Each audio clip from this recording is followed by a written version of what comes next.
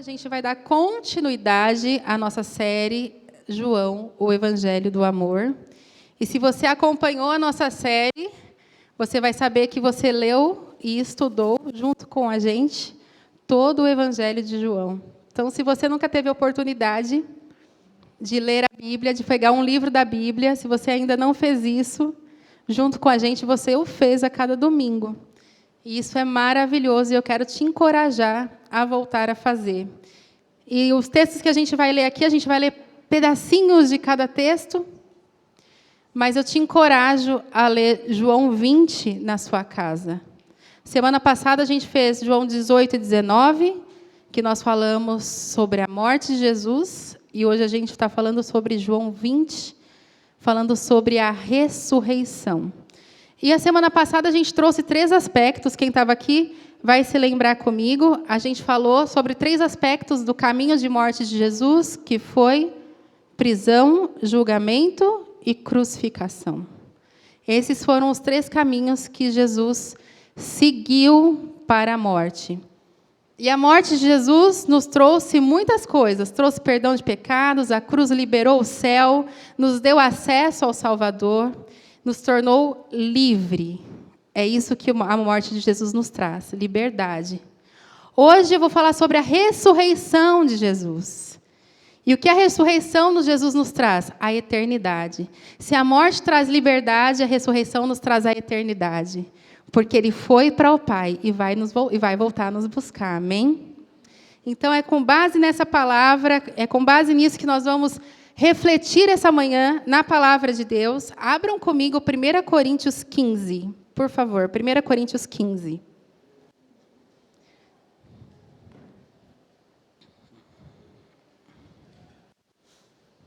Eu vou ler aqui na versão, nova tradução na linguagem de hoje, mas a sua versão pode estar um pouquinho diferente, não tem problema.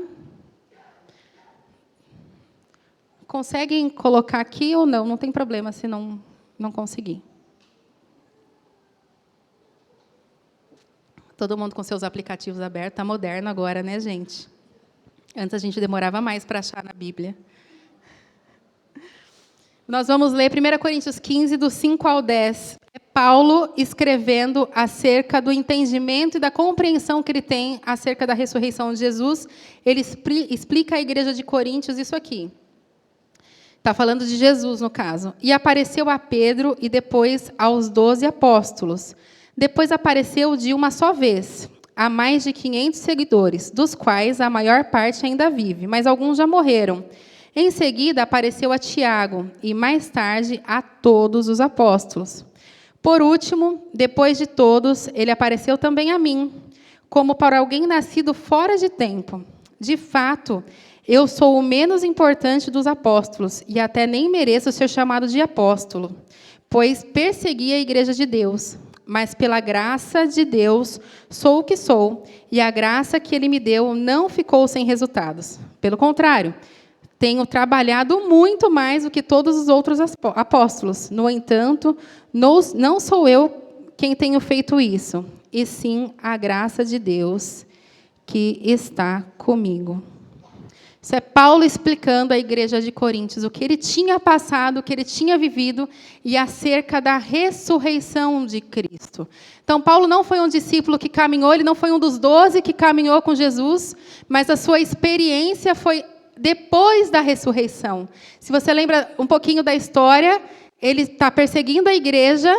Paulo era um perseguidor da igreja, ele matava os cristãos, ele não gostava dos cristãos. E ele cai do cavalo, fica cego e tem um encontro com Jesus. E esse encontro faz mudar toda a vida dele. E ele hoje hoje não, né? Mas ele foi a pessoa que mais escreveu livros na Bíblia. Quando ele fala assim, hoje sou eu que mais trabalho, mais do que os outros, é porque a experiência dele foi tão profunda e tão real que ele mais trabalhou, mais do que aqueles que andaram com Jesus, mais do que os 12, mais aqueles que andaram com Jesus. Então, a ressurreição, para Paulo, nesse aspecto, ela é muito real, porque ele provou da ressurreição, ele viu Jesus. E ele é considerado apóstolo, ele é considerado discípulo de Jesus, porque ele não andou, os discípulos foram aqueles que andaram com Jesus na terra, mas Paulo pode ser considerado um discípulo de Jesus, porque ele foi a última testemunha ocular de Cristo na terra. Então, por isso, ele é considerado um discípulo de Jesus, mesmo não tendo andado com ele. Esse é o poder da ressurreição, o poder da transformação. É isso que a ressurreição faz. Quando Jesus morre na cruz, perdoa os nossos pecados, somos lavados e remidos, temos acesso, o véu rasga, temos acesso ao céu, mas depois daí a história continua. E, mais uma vez, os 4 evangelhos, Mateus, Marcos, Lucas e João, vão elucidar essa história, vão falar dessa história. Então, isso é muito importante a gente refletir, muito importante a gente falar. E a gente vai falar mais 3 aspectos da ressurreição. Então, se a gente falou 3 aspectos da morte, hoje a gente vai falar mais 3 aspectos da ressurreição, que é o túmulo vazio, a aparição de Jesus e a grande comissão.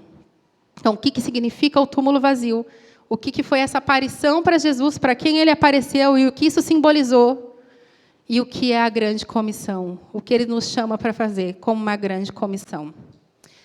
Abre em João 20, do 1 ao 7, por favor.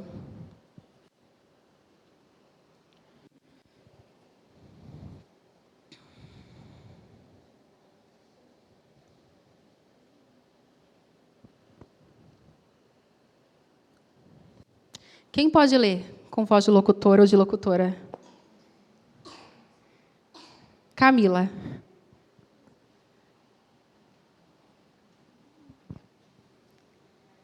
Domingo bem cedo, quando ainda estava escuro, Maria Madalena foi até o túmulo e viu que a pedra que tapava a entrada tinha sido tirada. Então foi correndo até o lugar onde estavam Simão Pedro e outro discípulo, aquele que Jesus amava, e disse: Tiraram o Senhor Jesus do túmulo e não sabemos onde o puseram. Então Pedro e o outro discípulo foram até o túmulo. Os 2 saíram correndo juntos, mas o outro correu mais depressa do que Pedro e chegou primeiro. Ele se abaixou para olhar lá dentro e viu os lençóis de linho. Porém, não entrou no túmulo. Mas Pedro, que chegou logo depois, entrou. Ele também viu os lençóis colocados ali e a faixa que tinha posto em volta da cabeça de Jesus. A faixa não estava junto com os lençóis, mas estava enrolada ali ao lado. Esse texto é poderoso. Se a gente olhar cada versículo desse texto, a gente pode extrair muita coisa. Mas Jesus já havia falado para os discípulos algumas vezes que ele ressuscitaria. Ele já tinha falado para os discípulos que ele ressuscitaria, que ele ia morrer e que ele ia ressuscitar. E nessa ocasião, eles não entendem. Talvez eles não se lembrem. Talvez a dor daquele luto que eles estavam vivendo era tão forte de ter perdido Jesus, que eles se cegaram e se esqueceram de que Jesus já havia falado que ele ressuscitaria. E nesse texto fala que João e o outro discípulo, aquele que ele amava, que Pedro e o outro discípulo, aquele que ele amava. Esse texto é escrito pelo próprio João. João se intitulava como discípulo amado. Isso é uma parte para uma outra pregação, mas era a visão que ele tinha de Jesus sobre ele. Em outros textos, você vai ler em Lucas, em Marcos, eles vão dar o nome de João, mas João fala, aquele outro discípulo, aquele que ele amava. Olha como ele era próximo e íntimo de Jesus. E eu tenho certeza que quando o texto fala que Maria Madalena estava lá, e ela foi correr, e ela foi ver e o túmulo estava vazio, era domingo bem cedo, então ela foi contar a Simão Pedro, e ela disse, e os 2 foram correndo, porém João foi correndo na frente. Ele tinha essa ansiedade de chegar, só que ele ficou receoso a hora que ele viu, falou, eu não vou arriscar entrar nesse túmulo. Mas Pedro, mais afoito, já logo que chegou, já entrou no túmulo, e já viu, já ficou confuso, e ele se esqueceu, ele verificou o túmulo vazio, e ele não sabia o que tinha acontecido. Até então eles falavam, roubaram o corpo do mestre. O que aconteceu? Uma dúvida pairava naquele lugar. E Jesus havia deixado sinais da sua ressurreição dentro daquele túmulo. Ele tinha deixado situações claras para eles dentro daquele túmulo, mostrando e demonstrando tudo o que ele já tinha falado. No verso 7, fala assim: e a faixa que tinha posto em volta da cabeça de Jesus, a faixa não estava junto com os lençóis, mas estava enrolada ali ao lado. Na cultura judaica antiga, quando era a mesa posta, os servos colocavam a mesa e colocavam os guardanapos, e o Senhor sentava e comia. Quando ele limpava as mãos e embolava os guardanapos e jogava, quer dizer que ele tinha terminado aquela refeição. Mas quando cuidadosamente ele pegava o guardanapo, enrolava cuidadosamente, ou em outras versões, dobrava cuidadosamente e separava em um canto da mesa, queria dizer que ele voltaria. Era isso que Jesus estava falando. Isso era comum para eles sabiam dessa tradição. Todos os meninos conheciam essa tradição. E Jesus cuidadosamente separa o lenço e dobra cuidadosamente para dizer: eu vou voltar. Isso é poderoso, gente. O túmulo demonstra que ele vai voltar. É na morte que ele fala: ei, me espere, eu vou voltar. Calma, eu vou voltar. Ele usa uma tradição judaica na época. Mas, mesmo assim, os discípulos não conseguem entender. E todos eles conheciam bem essa tradição da época. Eles viviam, era normal para eles viver essa tradição da época. Mas eles não conseguem entender. O túmulo vazio fala. O túmulo vazio traz esperança. Quando a gente olha para esse túmulo vazio, não é porque ele não está lá, não é porque ninguém roubou, não é porque ninguém quis ocultar o corpo dele. Motivos para isso eles teriam, mas é porque ele ressuscitou. E, além de ressuscitar, ele diz: ele vai voltar. Esse é o significado do túmulo vazio. Deus, o próprio Jesus, vai voltar. Ele nos garante isso. E isso é poderoso na ressurreição. Isso é poderoso na ressurreição. Porque se tem alguma coisa que move a nossa vida, tem que ser a eternidade, gente. Eu já falei isso algumas vezes aqui e eu volto a falar. Essa vida, ela é efêmera demais. Essa vida, ela é simples demais. Ela é pouco demais, tudo de melhor que você possa alcançar nessa vida. Ela é pouco demais perto da eternidade. Perto do que Jesus conquistou na cruz e nos garantiu. Voltar para o jardim, voltar para casa e viver à frente do Criador. Viver com aquele que nos criou para sermos eternos. E que o pecado nos separou, mas que Ele resolveu isso para nós. Foi Ele que resolveu, foi por amor. Foi por amor que Ele resolveu pagar esse preço de cruz, ir ao túmulo e cuidadosamente nos mostrar que Ele vai voltar. Cuidadosamente. Eu imagino Jesus cuidadosamente, com o maior carinho, dobrando o lenço, dizendo: deixa aqui quietinho, separado do lado, porque eles vão ver e vão entender que eu vou voltar. Mas, às vezes, na cegueira das nossas dores, na cegueira das nossas situações, das nossas dificuldades, a gente esquece um pouco da eternidade. E a gente fica tão focado nas coisas dessa terra, a gente fica tão focado nas situações desse mundo, nas coisas que ainda não aconteceram, nas coisas que a gente ainda não viu, que a gente esquece que existe algo maior e que é eterno e que Ele vai voltar. Quando a gente olha para o céu e fala: Senhor, o Senhor vai voltar, as coisas começam a ficar mais leves, por mais que ainda difíceis, mas mais leves. Por mais que as situações muitas vezes não vão mudar nessa terra, gente. A gente vai passar por aflição, a Bíblia fala sobre isso. Mas quando a gente olha para a eternidade, fala: existe algo maior, existe algo melhor. E Ele vai voltar e vai vir buscar a igreja. É a igreja que Ele vai vir buscar, a sua noiva. É a igreja que Ele vai vir buscar. O túmulo vazio é poderoso. olhar para aquele túmulo e saber que ele vai voltar, como ele mesmo deixou claro ali. Essa manhã a gente está sendo muito desafiado a olhar esse poder e deixar as nossas coisas de lado e falar: Jesus, as situações estão difíceis, mas vai voltar. Como a gente cantou aqui, mesmo que eu não sinta, mesmo que eu não ouça, essa é eu acho que é o grande desafio do Evangelho. Tem situações que você não está ouvindo, que Deus se calou, que você não está entendendo, você não está vendo direção, e mesmo assim você crê. Mesmo assim você crê.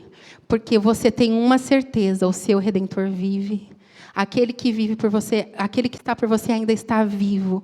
Então, por mais que não existam sentimentos nessa terra que você possa entender, Ele ainda está fazendo, Ele ainda está trabalhando. E esse é o poder do túmulo vazio.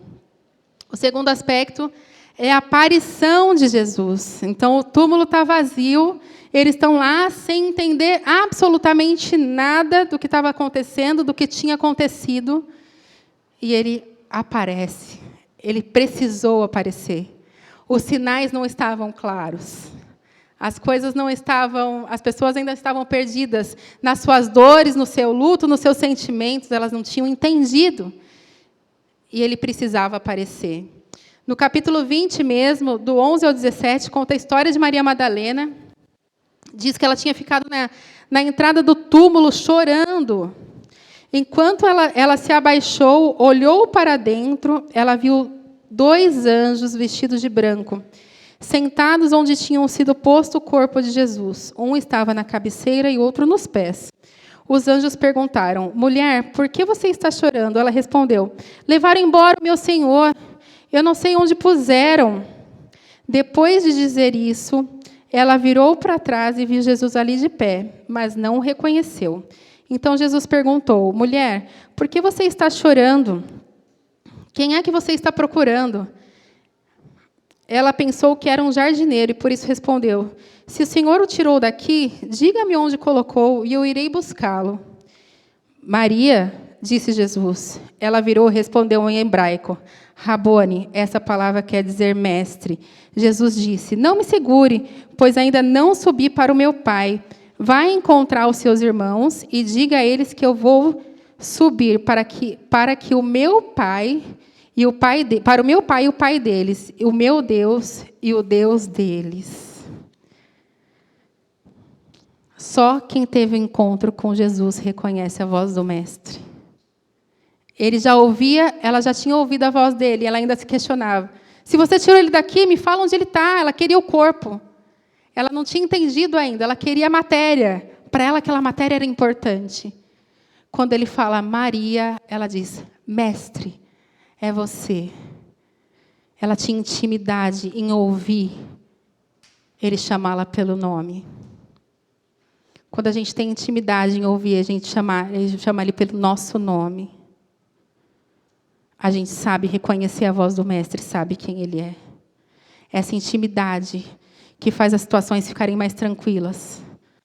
Então o processo de imigração está difícil. Camila, mestre, você está aqui. Então a doença está difícil. Tiago, mestre, você está junto comigo. Ela disse, mestre, quando ele diz o nome dela, ela entende e fala, mestre. E mesmo assim, ele fala assim, mas não me segura aqui não. Não me segura aqui, porque ele sabia que ela ia querer segurar. Se ela estava atrás do corpo, imagina ela vendo ele lá vivo, gente. Ela ia querer amarrar ele, pegar o linho do túmulo, prender ele lá e deixar ele lá. Quem não ia querer fazer isso, né? Ele fala assim, não me prende aqui não. Vá até os seus irmãos, que seriam os outros discípulos, vá até eles e diga que eu vou subir para aquele que é o meu Pai e o Pai deles. Olha que poderoso isso. Até então, o povo judeu não tinha Deus como Pai. Não tinha Deus como Pai, eles tinham Deus como Senhor. A morte de Jesus e a ressurreição de Jesus nos traz a paternidade de Cristo. Somos filhos por adoção, através de Jesus. E ele libera essa paternidade. Por isso que quando os discípulos falam assim, eu não sei orar, como que a gente ora? Ele começa a oração dizendo assim, Pai nosso que estais nos céus. Ué, Pai nosso? Mas é meu Pai também? E Jesus fala, agora é seu Pai. É seu Pai também, pelo sacrifício da cruz e pelo poder da ressurreição. É o seu Pai. Então, a paternidade de Deus é automaticamente nos dada através da ressurreição, do poder da ressurreição. Não somos mais, somos filhos, gente. Não somos apenas servos, somos filhos de Deus. E você que é pai e mãe, você tem um pouquinho da noção de paternidade, que a gente ainda é muito diferente de Deus. A gente ainda é muito limitado perto da misericórdia, do amor e da compaixão de Deus. E que a gente tem para os nossos filhos. Você imagina o que o Pai tem para nós. E o meu Deus, o Deus dele, ele aproxima Deus como nosso Deus. Então, ele diz, eu estou indo para o meu Pai, que agora é Pai de vocês. Estou indo para o meu Deus, que é o Deus de vocês. Esse é o poder da ressurreição. E ele deixa uma coisa muito mais poderosa,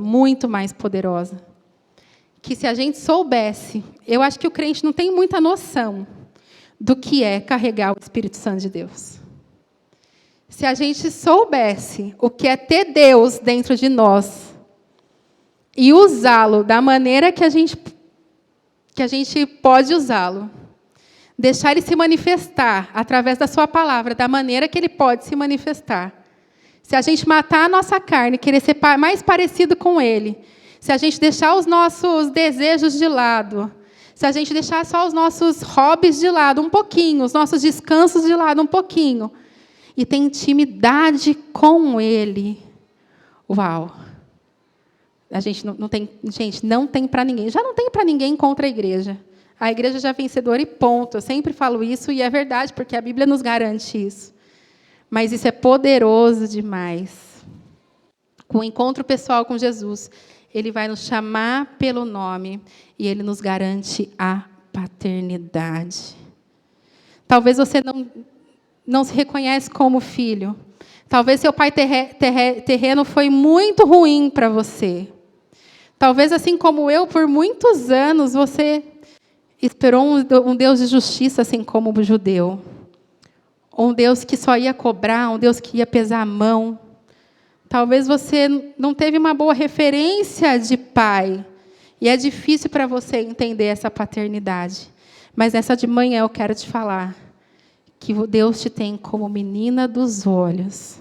Você é um filho e uma filha preciosa, a quem ele coloca no colo, a quem ele estende a mão, a quem é que ele guarda, a quem é que ele cura, a quem é que ele protege, e que você pode perguntar para o Espírito Santo nas suas situações mais dolorosas, mais difíceis, Espírito Santo, onde o Senhor estava naquele momento difícil, naquela dor que eu passei, naquela situação difícil? Ele vai te falar, eu estava lá cuidando de você. E eu estou aqui para te curar. Eu estou aqui para te restaurar. Eu estou aqui para te abençoar. Eu estou aqui para te transformar na menina, no menino que você é. Filho amado, filho querido. Esse é o poder da ressurreição. Temos um pai de amor.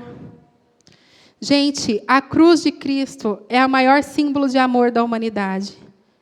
E a paternidade é a melhor coisa que a gente pode ter nessa terra. Entender essa paternidade, entender esse amor, entender eu tenho um pai. O mundo pode ter me rejeitado, meu pai humano pode ter me rejeitado, a minha mãe humana pode ter sido terrível contra mim. Mas o meu Pai Celestial me ama. O meu Pai Celestial me regenerou. O meu Pai Celestial está comigo em todo o tempo. O meu Pai Celestial estava comigo na minha dor. O meu Pai Celestial. Você pode entender isso nessa manhã? Que você tem um Deus que habita dentro de você, que fala com você, e que você tem um Deus que é o seu Pai de amor, é um Deus que muda toda a sua história, ele apaga o seu pecado, a Bíblia fala, dos seus pecados eu não me lembro mais. Ele tem essa capacidade de não lembrar mais dos seus pecados, e de te regenerar, e de trazer uma vida diferente, de uma vida nova, uma vida em plenitude, porque enquanto a gente espera a eternidade, Deus tem para nós a melhor vida nessa terra. E eu não estou falando só de bens materiais, de conquistas e de coisas. Eu estou falando de viver bem, de viver em paz, de viver com tranquilidade, de viver longe de síndromes, de pânico, de ansiedade, de depressão. É plenitude que o Espírito Santo de Deus pode nos dar e que a gente precisa viver a plenitude do Espírito Santo de Deus enquanto a gente caminha e espera a eternidade. E Jesus dá uma missão para Maria. Fala assim, vai lá e fala para os seus irmãos que eu apareci. E Maria, muito obediente, vai lá e fala para eles. E Jesus começa a aparecer. Quando você vai ler o texto todo, Jesus faz as aparições, conversa com eles, mostra as mãos marcadas. E lá em João 20:19 diz, naquele mesmo domingo, à tarde, os discípulos de Jesus estavam reunidos de portas trancadas. Olha só. Pedro já tinha visto a situação, o lençol dobrado, com medo dos líderes judeus. Eles estavam com medo, achando que os judeus ia perguntar para eles alguma coisa acerca do corpo. Então, Jesus chegou, ficou no meio deles. Que a paz esteja com vocês. Em seguida, mostrou as suas mãos e o seu lado. E eles ficaram muito alegres ao verem o Senhor. Então, Jesus disse de novo, que a paz esteja com vocês. Assim como meu Pai me enviou, eu também envio a vocês. A ressurreição nos dá para nós uma missão muito além do que a gente possa imaginar. Aí é formada a grande comissão. Como como o Pai me enviou, agora eu envio a vocês. E Mateus 28:18-20 diz, então Jesus chegou perto deles, Deus me deu todo o poder no céu e na terra, portanto, vão a todos os povos do mundo e façam com que sejam meus seguidores, batizam esses seguidores em nome do Pai, do Filho e do Espírito Santo, e ensinando a obedecer a tudo que eu tenho ordenado a vocês. E lembrem-se disso, eu estou com vocês todos os dias até o fim dos tempos. Gente, agora é com a gente. A ressurreição nos dá uma responsabilidade. A ressurreição nos dá o Espírito Santo, a ressurreição nos dá a paternidade, a ressurreição nos torna amigos de Deus, mas a ressurreição nos dá uma responsabilidade. Assim, olha que poderoso isso. Assim como o Pai me enviou, agora eu envio a vocês. Vão por onde vocês passarem e falem do que eu fiz. Falem do meu amor. Mostrem para eles que Deus é o Pai deles também. Que eles podem aceitar esse sacrifício. Mostrem para eles, em nome de Jesus.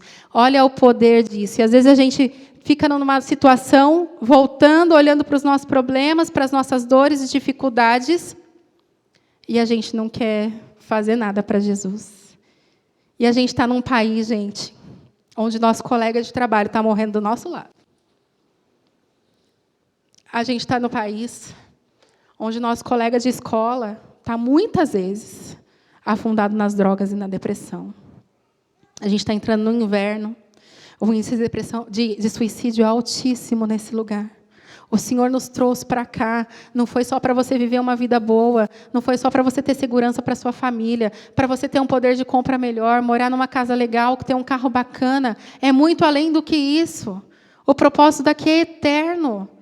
É para você cumprir o ID. E, às vezes, a gente acha que cumprir o ID é só numa grande expressão, em algo grande na frente da igreja. Mas não é mudar a vida de quem Deus colocou do seu lado. Senhor, por que eu trabalho com essa pessoa? Por que ela é tão difícil? Poxa, filha, é porque ela não tem um pai ainda. Se ela soubesse que ela tem um pai, a vida ela não ia ser tão difícil. Apresenta o pai para ela. Apresenta quem eu sou para ela. Senhor, mas por que aquela pessoa bebe tanto? Ah, porque ela ainda não entendeu que eu sou o pai dela. Mas ela vai entender. Me apresenta para ela. Fala que eu sou o pai dela. Essa é a grande comissão. Essa é a missão que Jesus deixou para nós. O túmulo vazio nos dá a marca da esperança de que Ele voltará.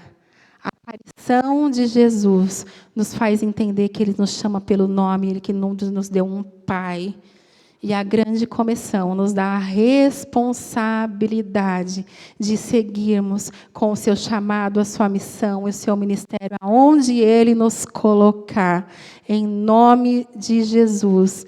Gente, Ele ressuscitou, Ele está vivo, Ele vive eternamente, Ele reinará, Ele vai vir buscar a igreja e Ele vai esmagar a cabeça de Satanás.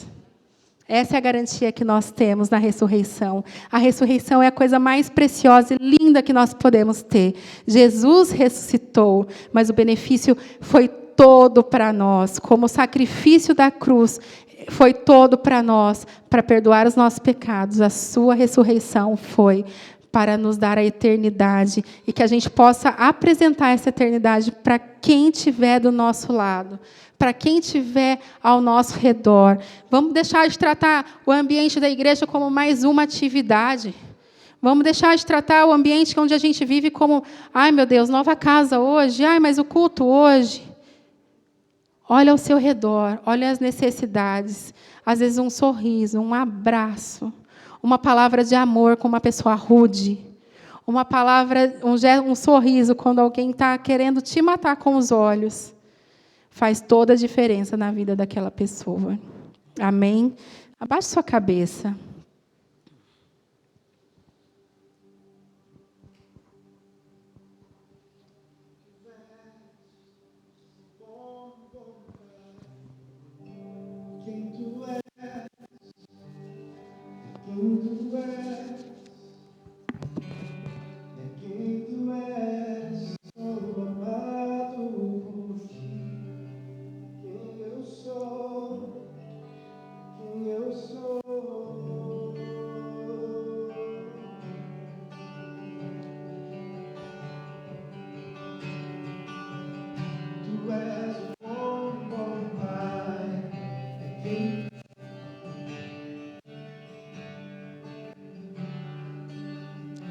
Eu quero, nessa manhã, fazer 3 orações diferentes.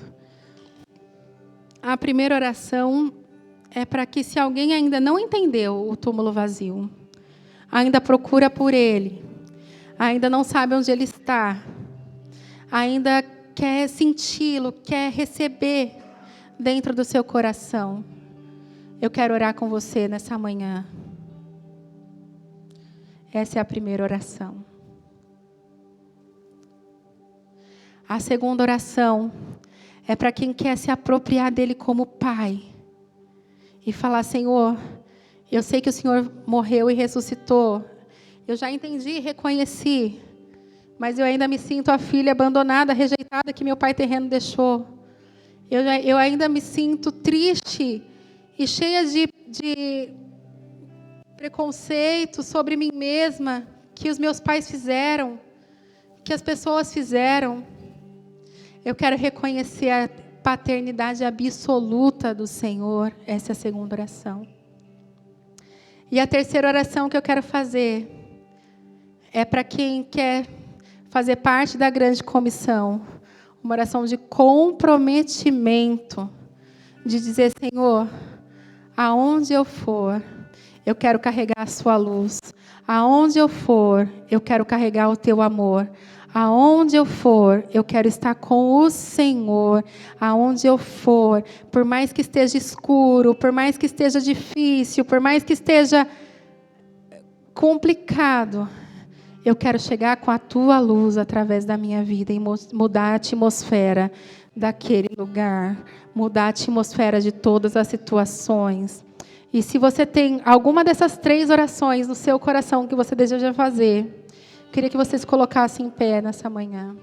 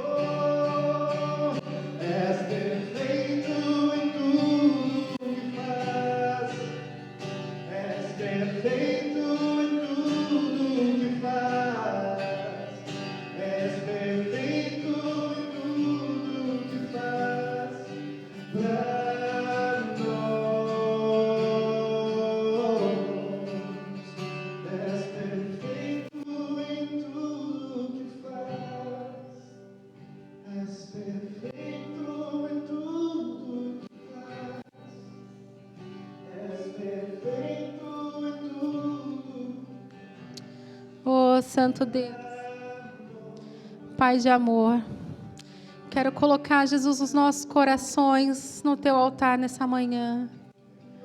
Oh, Jesus, reconhecendo o Senhor como Senhor e Salvador da nossa vida, ó Pai. Reconhecendo, Jesus, a morte e crucificação, ó Pai, do Senhor. Reconhecendo, Senhor, que precisamos recebê-lo como Senhor, o único e suficiente Salvador. O único e suficiente Salvador. O Senhor é o Senhor das nossas vidas, nosso dono, nosso Salvador, o nosso mestre, a quem aqui chama pelo nome, e a gente reconhece que é o Senhor. A gente reconhece a tua doce voz, a gente reconhece quem o Senhor é. Oh Deus, em nome de Jesus, eu quero colocar nessa manhã as nossas aflições e dores, ó Pai. Oh Deus, tudo que a gente sente, tudo que rouba o nosso sentimento, tudo que rouba as nossas emoções, ó Pai. Quero colocar diante do Senhor, ó Deus, em nome de Jesus. Que a sua paternidade se estabeleça nessa manhã em cada vida aqui, ó Deus. Ó Deus, que a gente possa se entregar como filhos, Senhor. Como filhos amados, Senhor. E como crianças, ó Pai, podemos nos correr para o braço do nosso Pai de amor.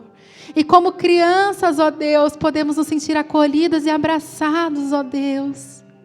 Nessa manhã, ó Pai, cura os corações com Teu abraço de amor, com Teu abraço da paternidade, com Teu abraço, Senhor, com a Tua mão, com Teu toque. Cura os corações, ó Deus, cura as feridas, ó Pai.